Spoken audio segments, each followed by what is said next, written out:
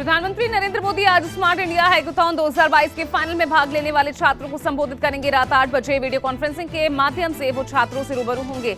Hackathon में छात्र लोगों के दैनिक जीवन में पेश आ रही समस्याओं का समाधान तलाशेंगे। स्मार्ट इंडिया हैकाथॉन में प्रत्येक समस्या से जुड़े विवरण के विजेता को 1 लाख रुपए का पुरस्कार दिया जाएगा।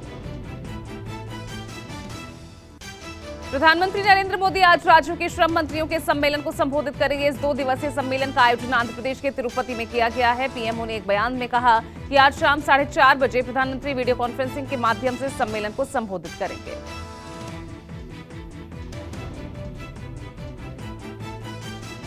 जमीन के बदले नौकरी मामले में पटना में आरजेडी एमएलसी सुनील सिंह के घर सीबीआई की रेड हुई। करीब 14 घंटों की छापेमारी के बाद सीबीआई की टीम सुनील कुमार के घर से बाहर निकली। आरजेडी के एमएलसी सुनील सिंह ने न्यूज 24 को बताया कि उनके घर से सीबीआई को कुछ नहीं मिला।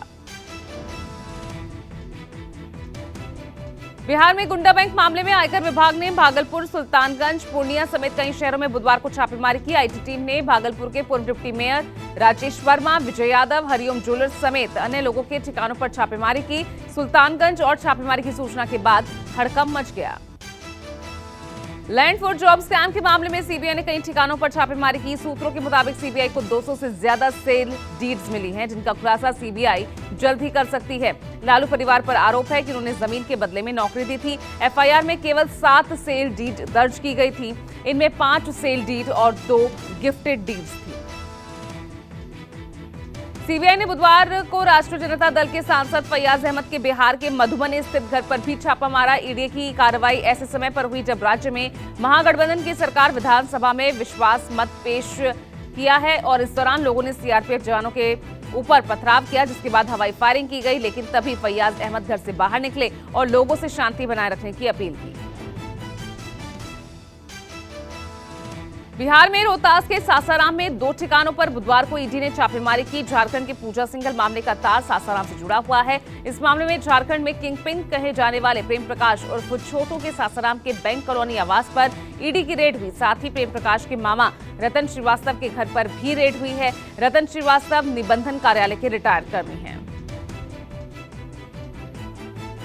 बिहार में ईडी और सीबीआई की छापेमारी के बीच महागठबंधन की सरकार ने विश्वास मत हासिल कर लिया। महागठबंधन सरकार के पक्ष में 165 विधायकों ने अपना हाथ उठाकर समर्थन किया। बिहार विधानसभा में नए विधानसभा अध्यक्ष के रूप में अवध बिहारी चौधरी अपना नामांकन दाखिल करेंगे, तो वहीं विजय कुमार सिन्हा बिहार के नेता प्रतिपक्ष और सम्राट चौधरी विधान परिषद में नेता प्रतिपक्ष के तौर पर चुने गए हैं। वहीं विश्वास मत हासिल करने के बाद सीएम नीतीश कुमार ने सदन में बातें रखी थी। नीतीश कुमार ने कहा कि पहले 4 पार्टी थी, लेकिन आज 8 पार्टियां हमारे साथ हैं। साथ ही उन्होंने कहा कि विधानसभा चुनाव में जेडीयू को खत्म करने की साजिश रची गई। विधानसभा में विश्वास मत हासिल करने के बाद डिप्टी सीएम मीडिया के सामने आए और केंद्र सरकार पर जमकर हमला बोला। उन्होंने कहा कि केंद्र सरकार अपने 3 जमाइयों को आगे रखकर हमें डराना चाहती है। रांची में ईडी ने प्रेम प्रकाश के ठिकानों पर छापेमारी की। ईडी को रेड में 2 AK-47 और 60 जिंदा कारतूस बरामद हुए हैं। इस मामले में रांची पुलिस के 2 जवानों को सस्पेंड किया गया है। प्रेम प्रकाश के किराए के मकान में छापेमारी में रांची पुलिस के 2 जवानों की 2 AK-47 बरामद हुई थी।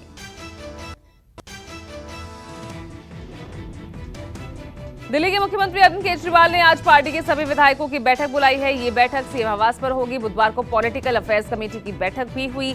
ये बैठक आज सुबह 11 बजे होगी और इसमें आप नेताओं के खिलाफ जांच एजेंसियों की कार्रवाई और विधायकों के कथित तौर पर दिल्ली सरकार को बेदखल करने के प्रयास पर चर्चा होगी। दिल्ली में आज सियासी हलचल तेज होने जा रही है। दिल्ली बीजेपी आज सुबह 9 बजे से नई आबकारी नीति के विरोध में 19 जगहों पर केजरीवाल सरकार के खिलाफ विरोध प्रदर्शन करेगी। 19 जगहों पर होने वाले बीजेपी के प्रदर्शन में दिल्ली बीजेपी प्रदेश अध्यक्ष आदेश गुप्ता, मीनाक्षी लेखी, गौतम गंभीर और मनोज तिवारी जैसे बीजेपी के बड़े चेहरे शामिल होंगे। दिल्ली में आबकारी नीति में घोटाले के आरोपी डिप्टी सीएम मनीष सिसोदिया आज हिमाचल प्रदेश के दौरे पर जाएंगे। मनीष सिसोदिया के साथ पंजाब के सीएम भगवंत मान ऊना जिले में एक जनसभा करेंगे। इस दौरान वो हिमाचल प्रदेश को दूसरी गारंटी देने की योजना की घोषणा करेंगे। इससे पहले पिछले हफ्ते मनीष सिसोदिया शिमला आए थे और हिमाचल को शिक्षा की गारंटी देने का ऐलान किया था। कांग्रेस नेता जयवीर शेरगिल ने पार्टी से इस्तीफा दे दिया है। जयवीर शेरगिल ने सोनिया गांधी को लिखे अपने त्याग पत्र में कहा कि मुझे ये कहते हुए दुख हो रहा है कि निर्णय लेना अब जनता और देश के हितों के लिए नहीं, बल्कि ये उन लोगों के स्वार्थी हितों से प्रभावित है जो चाटुकारिता में लिप्त हैं और लगातार जमीनी हकीकत की अनदेखी कर रहे हैं। यूपी में बीजेपी के प्रदेश अध्यक्ष अब कौन होगा और ये अभी साफ नहीं हुआ है। इन सब के बीच योगी सरकार में मंत्री भूपेंद्र चौधरी ने बीजेपी अध्यक्ष जेपी नड्डा से मुलाकात की है दिल्ली में, जिसके बाद भूपेंद्र चौधरी को बीजेपी का नया प्रदेश अध्यक्ष बनाए जाने की अटकलें तेज हो गई हैं। प्रदेश अध्यक्ष की रेस में अन्य कई नेता भी मौजूद हैं, लेकिन भूपेंद्र चौधरी को इन सब में सबसे आगे देखा जा रहा है। 29 अगस्त को बीजेपी के राष्ट्रीय अध्यक्ष असम और त्रिपुरा के दौरे पर रहेंगे। नड्डा सबसे पहले त्रिपुरा की राजधानी अगरतला पहुंचेंगे। यहां वो पार्टी कार्यकर्ताओं के साथ एक बैठक करेंगे, जिसमें त्रिपुरा विधानसभा चुनावों की रणनीति पर चर्चा होगी। और उसके बाद वो असम पहुंचेंगे। यहां वो गुवाहाटी में बीजेपी नॉर्थ ईस्ट बिल्डिंग का उद्घाटन करेंगे, जिसके बाद जेपी नड्डा यहां भी एक बैठक करेंगे। नेशनल कॉन्फ्रेंस ने बुधवार को घोषणा की कि चुनाव होने पर वो जम्मू कश्मीर की सभी 90 सीटों पर चुनाव लड़ेगी। नेशनल कॉन्फ्रेंस ने ऐसा कहकर पीपल्स अलायंस फॉर ग्रुप कर डिक्लेरेशन खत्म करने का संकेत दिया है। महाराष्ट्र में अपनी पकड़ मजबूत करने के लिए आज से राज ठाकरे पार्टी के लिए राज्य में नई सदस्यता अभियान की शुरुआत करेंगे। इस अभियान की शुरुआत पुणे से होगी। सुबह 10 बजे राज ठाकरे के हाथों से इसकी शुरुआत की जाएगी। लेकिन सबसे खास बात ये कि इसके लिए जो पोस्टर सोशल मीडिया में मनसे द्वारा पोस्ट किया गया है, उनमें राज ठाकरे भगवान लपेटे हुए नजर आ रहे हैं। आज महाराष्ट्र विधानसभा सत्र का आखिरी दिन है, जिसके हंगामेदार होने के पूरे आसार हैं। विपक्ष लगातार शिंदे गुट के विधायकों पर धोखाधड़ी का आरोप लगा रहे हैं। वहीं कल महाराष्ट्र विधानसभा में मानसून सत्र के बीच शिंदे गुट और एनसीपी विधायकों में धक्का मुक्की और नारेबाजी देखने को मिली। एकनाथ शिंदे उद्धव विवाद को लेकर सुप्रीम कोर्ट आज शिवसेना की याचिका पर सुनवाई करेगा। कोर्ट ने मंगलवार को शिवसेना के एकनाथ शिंदे और उद्धव ठाकरे गुटों की ओर से दायर याचिकाओं को 5 जजों की संविधान पीठ को सौंप दिया। इस मामले की सुनवाई सीजे एनवी रमन्ना, जस्टिस हिमा कोहली और जस्टिस सीटी रवि कुमार की बेंच करेगी। एक बार फिर पाकिस्तान की नापाक हरकतों का खुलासा हुआ, जिसके बाद भारतीय सेना अलर्ट मोड पर आ गई है। बताया जा रहा है कि पाकिस्तान ने भारतीय चौकियों पर बैट से हमले की साजिश रची गई थी और इसका मास्टरमाइंड है पाकिस्तान की खुफिया एजेंसी आईएसआई। आईएसआई की ओर से भारतीय सेना की चौकियों पर हमला करने की आतंकियों को ट्रेनिंग दी जा रही है। एफएसएसएआई के निरीक्षण में राजधानी दिल्ली के एम्स हॉस्पिटल के मेस के खाने में कीड़ा निकला। रेजिडेंट डॉक्टर एसोसिएशन के अध्यक्ष डॉक्टर जसवंत जांगड़ा ने बताया, मेस में लंबे समय से अनियमितताएं हो रही हैं और मेस में सामान की आपूर्ति करने वालों को बार बार चेतावनी भी दी जा चुकी है, लेकिन कोई सुधार नहीं हो रहा। अगर ये गड़बड़ी जारी रही तो वो स्वास्थ्य के लिए बेहद तबाही लेकर आ सकती है।